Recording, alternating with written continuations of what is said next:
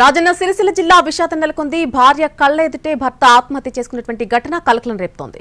కోనరావుపేట మండలం మామిడిపల్లి గ్రామంలో జరిగిన ఈ ఘటన స్థానికంగా సంచలనం సృష్టించింది. 10 ఏళ్ల క్రితం బాబు ప్రవళిక ప్రేమించి పెళ్లి చేసుకున్నారు. ఆర్థిక ఇబ్బందులతో దుబాయ్ వెళ్లాడు బాబు. ఇటీవలే స్వగ్రామానికి చేరుకున్నాడు. భార్యాభర్తల మధ్య తరచూ గొడవలు జరుగుతున్నాయని చెబుతున్నారు స్థానికులు. గ్రామ సమీపంలోని సెల్ టవర్ ఎక్కి భార్య కళ్ల ఎదుటే ఆత్మహత్యకు పాల్పడ్డాడు బాబు. కేసు నమోదు చేసిన పోలీసులు విచారణ చేపట్టారు.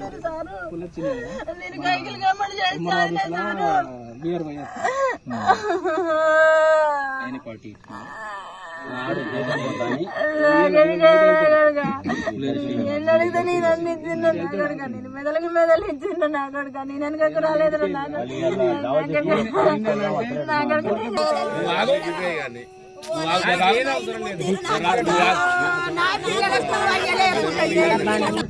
కొడుకు ఎందుకు